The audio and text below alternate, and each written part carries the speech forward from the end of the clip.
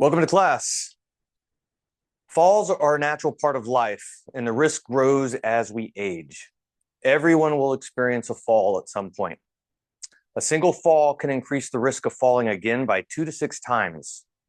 Beyond immediate injury, falls affect confidence, independence, and quality of life. Fear of falling often leads people to move less. When we move less, strength, balance, and mobility weaken, which creates a cycle of greater risk. A fall does not only stress bones, muscles, and joints, it also shocks the body's control system, spatial awareness, joint position, and vestibular balance. Without recalibration, the nervous system may stay on high alert, which again raises the risk for another fall. Once a medical profession has ruled out serious injury, safe movement becomes essential. Movement helps recalibrate balance, coordination, and confidence. All movement after a fall must respect the rules of pain. The rules of pain are simple. If movement is pain-free, then continue. If pain appears but stays under a level 3 out of 10 and eases when you stop, then continue, but move with caution. If pain escalates above a level 3, slow down, back off. And if you still cannot keep pain below level 3, then stop and move on to the next movement. Most of today's class will be done in a chair. The chair gives us a safe foundation to move from. It reduces the risk of falling, and it makes this practice accessible for everyone. It also helps us focus more clearly on posture, alignment, and mobility without unnecessary strain. At the end of class, we will finish with a standing balance drill to recalibrate your vestibular and balance system. So, let's get started.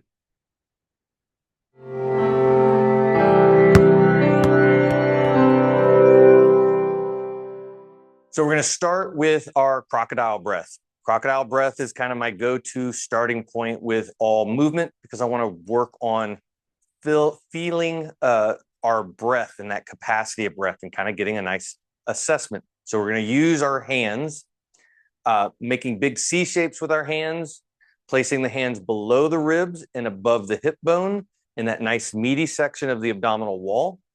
And we're going to use our hands to kind of clench down in order to create some awareness of how well we inflate or expand on our inhale phase of our breath. Imagine you have a partially inflated balloon and you squeeze around it, and then somebody starts inflating it. As that balloon inflates, you should feel it pushing out and away in the back into your thumbs, in the front into your fingers, and pushing out into the palms. So I kind of want to have that same feeling to feel that balloon expansion through the abdominal wall. We're going to breathe in through the nose, again, expanding, pushing out into the hands, and out through the mouth. And as we exhale out through the mouth, we're drawing our navel up and in, and we're trying to get a full exhale and then followed by a full inhale. We'll do about 5 to 10 nice slow breaths. I like a 5 up to 8 second count on both the inhale and the exhale. So again, as you inhale, feel that expansion pushing out into the hands. As you exhale, allow the hands to clench down so that you can feel good pressure for that next inhale phase. Next thing, as you're doing these breaths, kind of notice shoulders. As we inhale, those shoulders are going to want to kind of scrunch up. I don't want to push them down. I just want to let them release on the exhale. So if you feel them tense up, kind of breathe into the tension, and on the exhale, allow that tension to just melt or release down into the floor.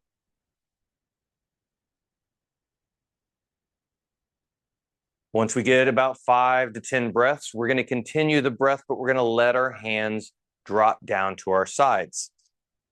I'm going to change my position so you can see we're now going to get into pelvic tilts with that breath.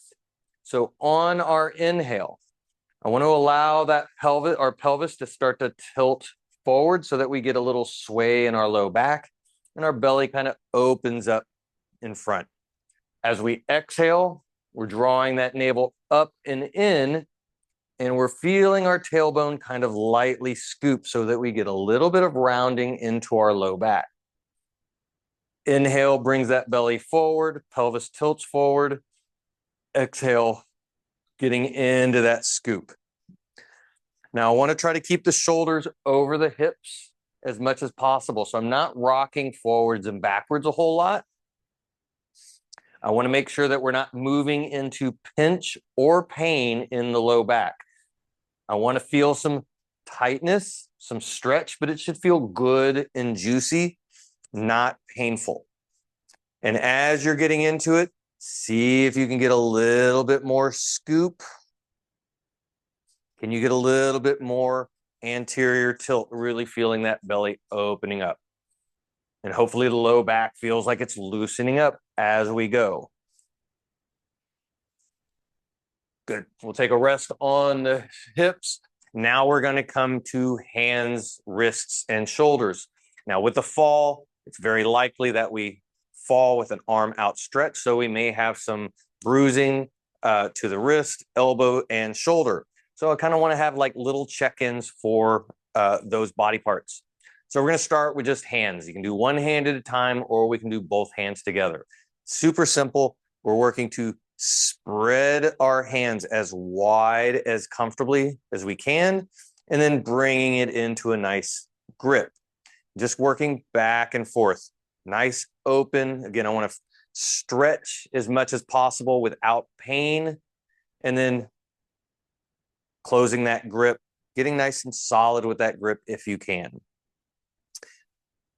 We can just do 5 up to 10. Now, if you're noticing that one hand is tighter than the other hand, then I would break down and probably get into more finger mobility.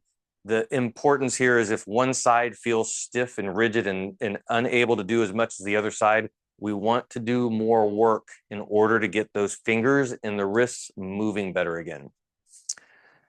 Next, we're going to come to our wrists. We're going to go ahead and close our fist, and we're going to just do simple little circles with our wrists. Kind of not, start small, making sure that it is not painful. We're moving in one direction. Which direction you start in, I'm less concerned about, because we're going to do about 5 to 10 circles with the wrist. And then we're going to reverse directions and go the opposite way. And again, I want to check in. How does that right wrist feel compared to the left wrist, especially the side that you may have fallen on? Is it stiffer? Is it tighter? Does it need a little bit more focus of movement on a regular basis over the next few days? Good. So now we're going to get to shoulders. Arms can be soft and relaxed. Or we can even bring hands together. We're just going to do simple shoulder rolls. I'm going to start by letting the shoulders roll forward as far as they can. Then I'm bringing them up to my ears and then rolling them back and down. And then coming back forward, making a nice smooth circle.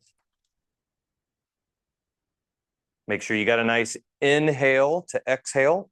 I like to exhale as I'm kind of rounding. And then inhale as I feel the shoulders rise and fall into that exhale.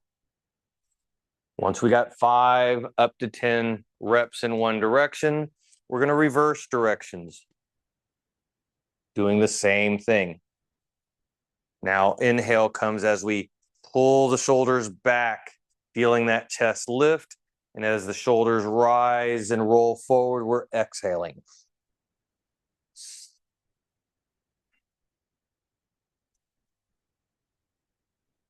Now, if you're feeling one shoulder is tighter, more restricted than the other, we can do work our shoulders opposite from one another. As one shoulder is rolling forward and up, the other one is moving back and down. And we're doing a nice ipsilateral shoulder roll.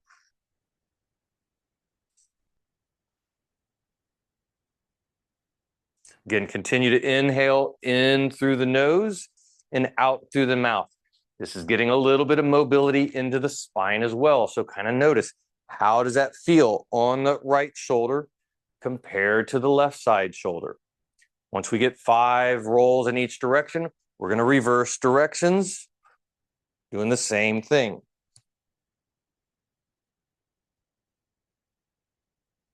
Again, the bigger we can make our circles with our shoulders, the more mobility we're going to get into our spine. But I still want to be cautious of pain, making sure that we're not moving into painful positions. Good. Now we're going to let the arms come down to our side, and we're going to spread our fingers as wide as possible and try to extend the elbows as much as possible. I want to then turn our palms as much as we can up towards the ceiling. And we're going to do what I call bowls of soup. I like to imagine in this position, I'm holding a couple of bowls of soup. It's as far as my name goes, is just the starting point, because we're very quickly going to turn our hands and spill our soup. But I want that turn to happen all the way up the shoulder. So we're seeing how far can we spiral, thumb down to the floor, feeling it all the way up to the shoulder, and then opening it back up, palm back up to the ceiling. And we're doing both shoulders to start with at the same time. Now I want to pay attention to clunkiness, crepitus, click in one shoulder more so than the other shoulder, and obviously pain. I want to make sure that we're not moving into painful positions through either shoulder. Try to keep those fingers spread wide, keeping the elbows actively extended. And now we're going to go one shoulder at a time. I'm turning my right hand in as I'm actively opening the left hand. And then I'm reversing to the other side. My right hand is opening as my left hand is turning in. And as we're doing this side to side, we're going to slowly start to let our arms move up higher and higher as we go. Now, as those shoulder arms come up higher, I want to make sure that we're not getting into positions that might have a pinch or pain in the shoulders. And we're seeing if we can kind of come up to where our hands get to shoulder level. If we're able to get to this point, I want to now continue to turn that when we spiraling that thumb in. We're going to keep going so that it starts to pull the shoulder over the top. Notice how it's changing the position of my back a little bit. Then I'm reversing, going to the other side again, allowing that shoulder blade to round over the top so that we get a little bit more movement into the back of the upper back. And again, this is getting a little bit of mobility into the upper spine.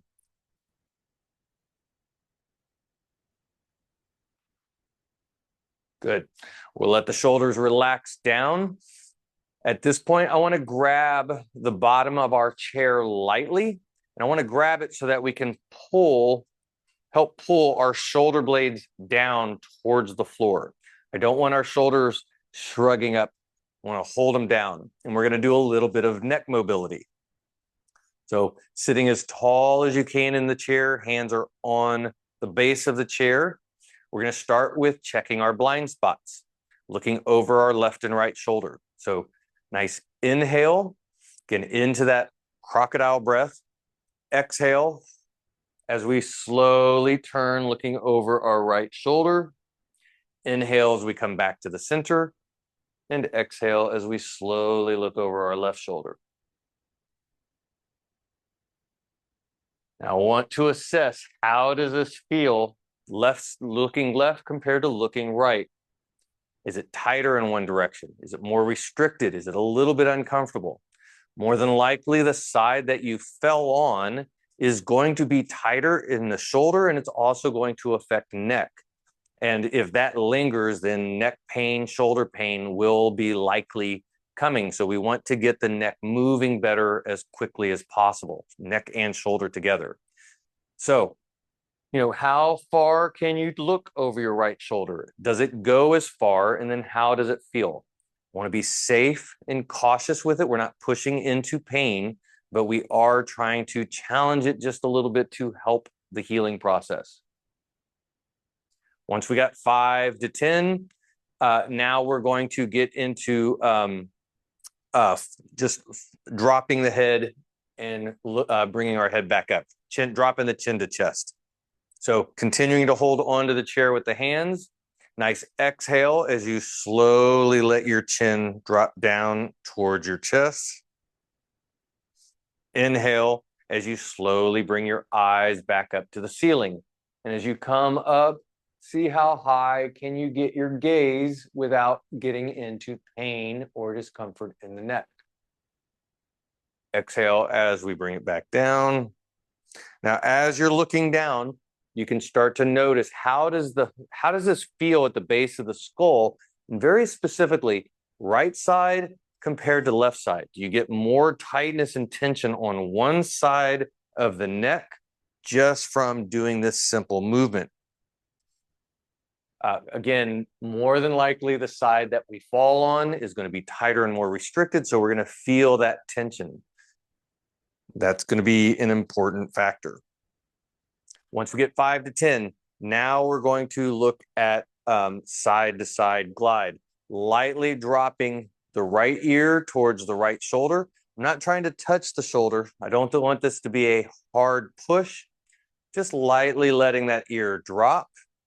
Inhale as we bring it back to the center, and then exhale as we go to the other side. Inhale as you bring it up. Exhale as you let it drop. Once we get a few reps in, we're going to add a little bit to this.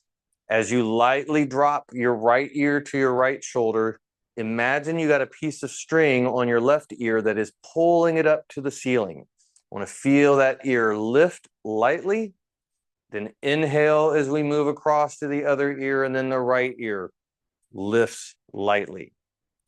Again, I want to make sure those shoulders are down. So we're holding them down using our hands on the chair. And again, how does this feel on the left side compared to the right side?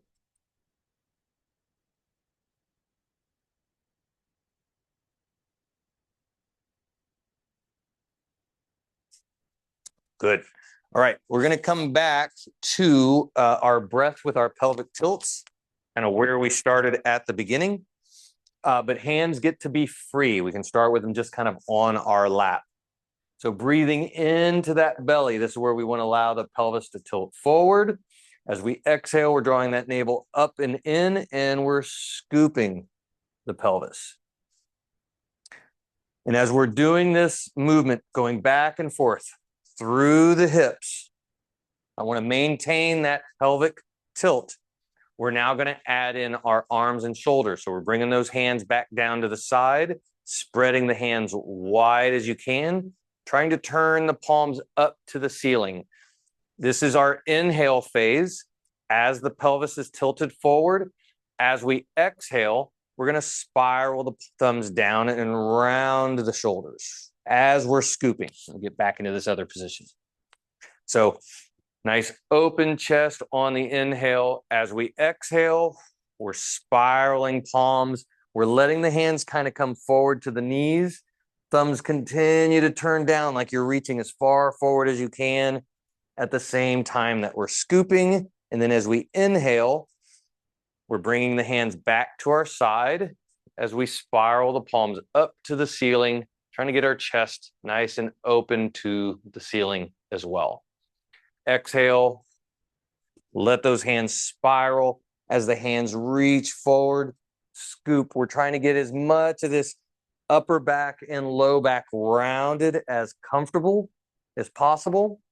And then inhale, seeing if we can open up. Can you feel that palm turning up to the ceiling? Can you feel some light stretch through the top of the chest?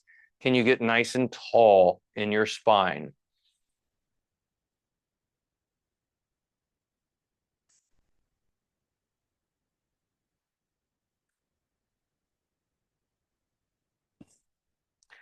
Good. All right. So now we're going to move into our hips a little bit. So again, we addressed falling on a hand, elbow, or shoulder. Generally, the next thing that we hit is going to be a knee or a hip. So want to be concerned with any kind of bruising or immobility from that fall. So we want to be a little slow and cautious. I want to get into some hip mobility, but I want to make sure that we have good range of motion. So we're just going to start with some simple things. I'm going to bring one foot off the floor and I'm going to grab that knee and I'm going to lightly pull up to the chest, just seeing how does it feel? How high can I bring that leg? Bringing it back down to the floor. Same thing with the other leg, bringing it up. Noticing if there's any differences in sensitivity in the hip or the knee. And if there is, then I want to kind of start being cautious and making sure that I'm going extra slow so that we don't get into some painful movements. Now, if we're able to get that knee up relatively high, the next thing I want to do is start to move my ankle. We can even let one hand slide down and see, can I get it to my knee? I'm not placing it on the knee just yet. I want to make sure I can do this with both sides. If you get to where this becomes a limitation, then what we're doing right now is the exercise, and I don't want you to take it any further. If you're able to rotate that knee and start to place it on, or the ankle and place it on the knee, this can put some stress on the knee. So I want to be slow to make sure that we can do it safely. And again, we're going to go back and forth a few times in order to ensure that this is not a painful position and that there's no specific issues related to the knees or the hips. Once we've established that we can get that ankle on the knee, we're going to go ahead and let it sit, get into a nice, comfortable position. If you need to hold onto the chair a little bit, that's okay. We're going to start with just a little bit of knee movement on this elevated knee. I'm going to pull that, and we're lifting that knee up to the ceiling, and then we're lightly reaching it down to the floor. Super subtle movement, but this creates a lot of mobility deep within the hip socket. So I want to still be gentle with it. Notice how high does that knee come up? How low does it come up? This range of motion is something that we can compare to the other side. And since I'm in this position, my right knee, I've had 5 knee surgeries on this knee. I have less mobility, and you can see this knee sits high. And when I get to the other side, my left knee should be a little lower. So I have different range of motion. So we can assess mobility one side to the other side from this position. So we'll go ahead and switch across to the other side. And as I bring that left knee up, my left knee just automatically significantly lower than the right knee. So again, doing the same thing, nice slow lift of that knee up to the ceiling, then active reach, being soft with it as we reach to the floor. Want to make sure there's not pain in the knee or in the hip. Again, notice what's the quality of the movement on this side compared to the other side. If one side is stiffer, tighter, and less mobile, then these are movements that we want to incorporate with some more frequency in order to improve the balance between them. After we get evened out on that, we're going to bring back the other ankle. Now we're going to work on a little bit of nice folds over our leg. This is going to get some mobility into the posterior hip.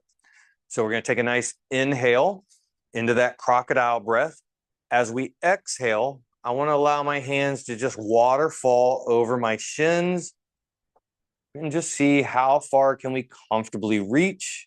And then inhale as we bring the hands back up. And then again, exhale as we waterfall. Inhale as we bring it back up. And with each one, without forcing it, without trying to push, just see if your body will let you go a little further comfortably. I want to make sure we're not trying to push things here. This is all calibration. We're really kind of getting a sense for where our body is at. We're not trying to make any changes or adjustments. We need to know what's happening before we try to fix anything. Once we get 5 to 10 reps, we're going to move to the other side, doing the same thing. So again, nice inhale into that crocodile breath. Exhale, nice little waterfall over the shins. Inhale, brings us right back up to tall. and right back into our waterfall. And with each one, seeing if we can slowly get a little bit further without pushing it and without forcing it. And noticing, how does it feel on this side? Is it tighter, more restricted? Interesting thing for my left hip. My left knee sits lower because I have more mobility. But as I get into this waterfall, I actually feel more tension and tightness in my left hip that I did not feel on my right hip. So I want to kind of pay attention to all those little bits of feedback that our body is giving to us. We'll go ahead and bring our feet down to the floor. And now we're going to change our position on the chair. So I have been sitting kind of on the edge of my chair. And now we're going to sit sideways on the chair with a split stance. Now, this split stance can be tricky if you have some tightness and some restrictions in the hip. So the first thing I want to do is kind of sitting in the side. And as I sit to the side, I got one hip on the chair. If you need to hold on to the back of the chair or the chair itself, absolutely okay. I want you to feel safe. I definitely don't want you falling off the chair. We're going to work on doing basically a leg slide with this back leg. I want to see how open can we get the front of this hip. So we can you can do this with that toe untucked or tucked. The floor might make a difference. A smooth floor makes it a little easier to slide that leg back. A grippy floor with grippy shoes can make it a little bit more challenging. But all we're doing here is we're seeing how far can we slide that knee back comfortably and then bringing it right back forward. I want to kind of get a sense for how does that feel in the hip? Are we able to get to where that knee is directly under the hip? Or is it a little tight, restricted? Like if this is as far as you can go, that's fine. We're still going to work into that range and back. Once we've done about 5 to 10 reps, we're going to switch to the other side and do the same thing. Again, if you need to hold on to the chair, that is okay. Slowly sliding that leg back, reaching back with it. Inhale as we bring it back forward. I want to keep it slow. Again, we are assessing. I want to make sure that we're not moving into pain.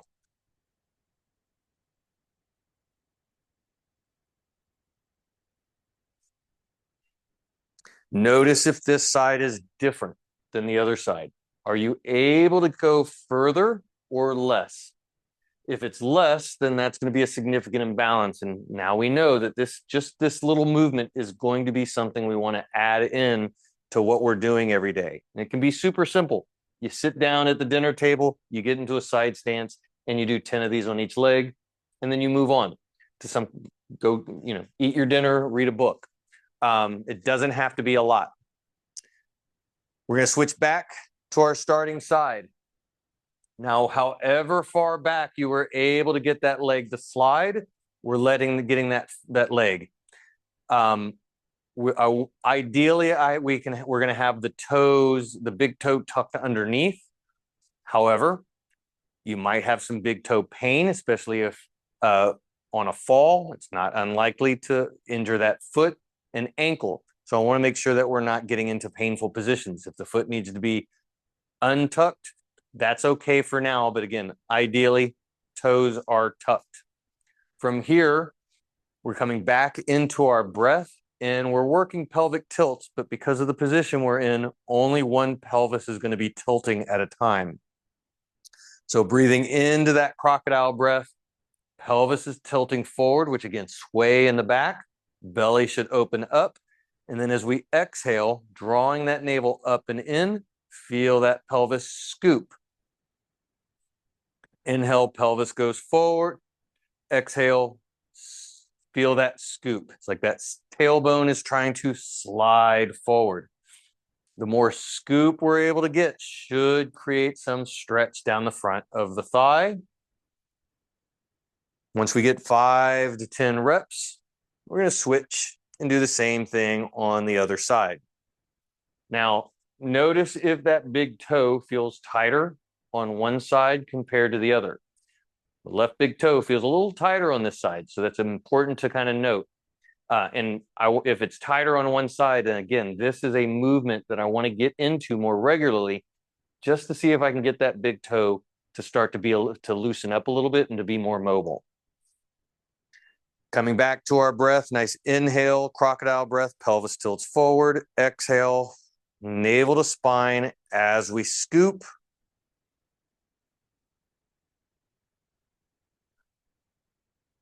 How does this side feel compared to the other side? And again, if you have some significant differences one side to the other, and you're able to do this movement without pain, then this is a movement I would do multiple times a day. A lot of value in getting those hips to be a little bit more balanced, especially when it comes to preventing another fall. We're going to move back to our starting side, back into that same split stance. I'm changing my position because we're going to add a different element to it. So everything we just did, inhale, pelvis tilts forward, exhale, scoop. We're continuing to do that. But now, as you exhale and scoop, the leg that is down, that same hand is reaching up lightly to the ceiling. Now, if you have shoulder impingement, shoulder pain, and it's hard to get that arm to lift up, then instead, let that shoulder reach to the ceiling. Just nice elevated shoulder. Inhale, let the pelvis tilt forward, open up, sway in the back. Exhale, scoop, and reach that shoulder or reach the hand as high as you can comfortably. Again, if you need to hold on to the back of the chair as you're doing this, that is okay. Now, as we're doing this, again, notice that hip and how does it feel getting into this nice side body opening? This movement in our spine is crucial as far as being able to balance, especially when we're walking, when we're in a single leg stance of our gait. That lateral stability is going to be incredibly important. So if we're finding that this is really tight and we don't move as well, especially when we switch to the other side, which is what we're going to do now, and it's one side is tighter than the other, that is going to put you at an increased fall risk simply because of the imbalance between the sides. So again, leg is behind, breath in, exhale, scoop, and then we're either reaching that hand up or raising that shoulder up. I want to get that movement more through the hip and into the spine. And again, if we got to hold on to that back of the chair, that is allowed. I want you to feel stable and supported. We're more interested in mobility right now. Again, how does this side feel compared to the other side? We're going to switch back to the other side again, and this will be the last movement that we do for the hip from this position in the chair. So everything from the hips down is still the same. Inhale into the belly, pelvis tilts forward, big sway in the back. Exhale, scoop, feel that load through the front of the thigh. But now we're going to turn our shoulders to the back of the chair. So with that scoop, kind of lock it in, feel that back hip. Then can you turn towards the back of the chair? You're allowed to lightly grab the chair for support and kind of see how much can you square your hips up to the chair. And then inhale as you bring it back forward. I want to be very cautious here. I don't want to overturn. I don't want to pull hard. I want to make sure that the back feels okay. This can be a exhale and just lightly tap the back of the chair. Or if one hand needs to be there, bring the other hand to it, right? I don't want to force that range, especially if you have some sensitivity in the back. But also, how does this feel in the hips? How does it feel in that turn, especially if it's not painful? Does it tighten, restricted, and how far can you go so that we can compare to the other side, which we'll move to now. So again, everything below, breath in, pelvis tilts forward, sway in the back, exhale, navel to spine as we scoop, and then light, easy turn towards the back of the chair. Inhale as we bring it back forward, opening up that belly. Exhale, draw the navel in first, feel that scoop, and then adding in that rotation.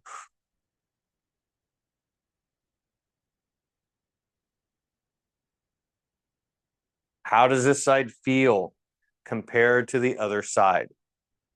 Again, if you just need one hand on and it's bringing that other hand to lightly tap. We don't have to force that range of motion.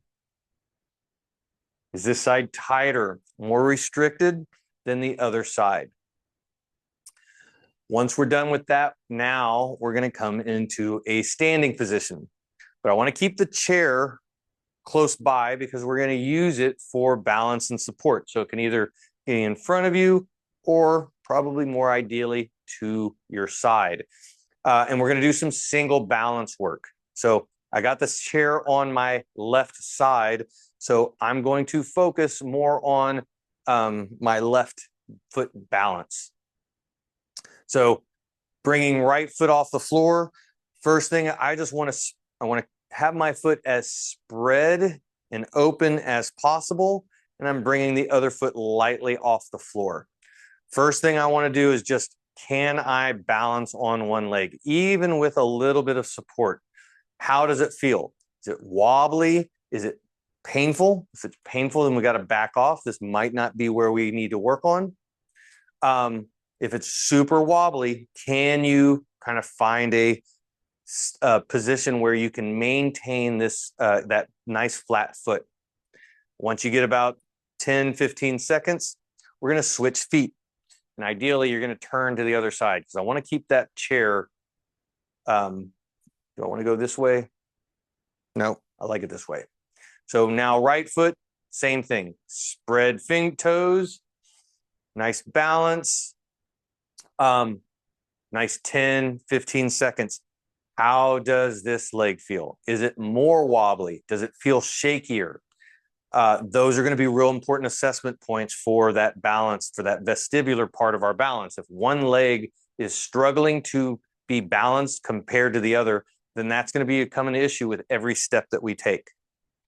So now that we kind of established that we have balance, if you are able to maintain that position for 10 or 15 seconds without losing it, without falling, or without pain, now we're going to start working our clock. I want you to imagine you're standing on the face of a clock and you're seeing how far can you reach your left elevated foot to each number of that clock.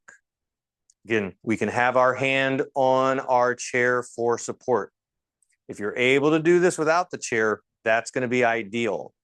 But if it's right after a fall, I want to keep that chair handy because I know our vestibular system is going to find some areas where it's not quite strong. And that's largely what we're doing here, is we're assessing where do I have good balance based on the position of my hips and where I'm at standing. As we get to these back numbers, I want to reach straight back, and I also want to reach across a little bit, although this particular position can put some stress on the knee and the hip. So I want to make sure that we're not going into pain. Once you've done one side, we're going to do the same thing on the other side. So again, finding that balance point, and now we're working through all the numbers on the clock and noticing, I want to pay attention. Is there more pain or even slight discomfort in the knee, ankle, hip on one side? And I especially want to make note of when if I reach into a particular angle and it feels really off, like, oh, when I go there, I cannot maintain my balance. That is important. That's an area in which our nervous system is not calibrated. And so if you're walking and you find yourself in that position, you're going to be more likely to lose your balance and fall. And what we need to do is actually calibrate it by working on this in a safe manner. This is our laboratory. We're safe. We got our something to hold on to that gives us balance to support us. And then we are exploring that range of motion slowly in order to get stronger at it. So noticing those different side to side, this is going to be hugely important for helping to reduce that fall risk for that next fall. And if you do notice a difference side to side with these, I would do these 3 to 5 times a day, every day, especially if you've had a recent fall. We're going to come back to our chair and finish up with some crocodile breath. Bringing those C shapes of our hands to the abdominal wall, thumbs in the back, index fingers in the front. Nice, slow inhale in through the nose. Exhale, navel to spine, and feel those hands cinch down so that our next inhale phase, like we're blowing up a balloon.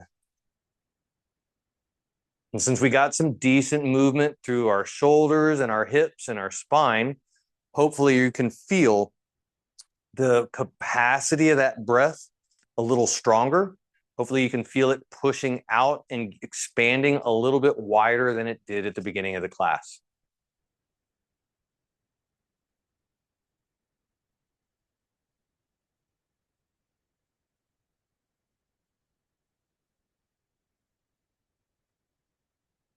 Once you get 5 to 10 nice slow breaths in, let's let those hands drop down to the side.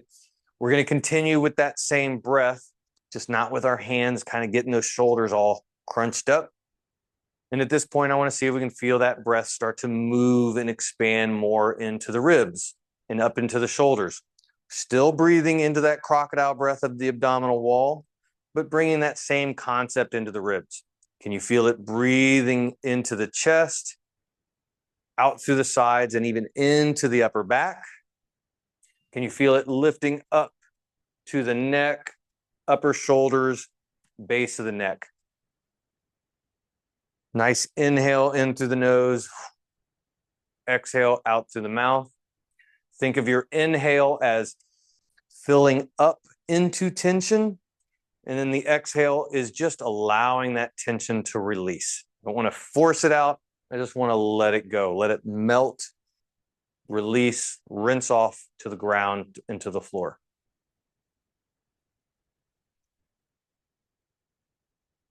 And then when you're ready, you can slowly get up and get on with your day.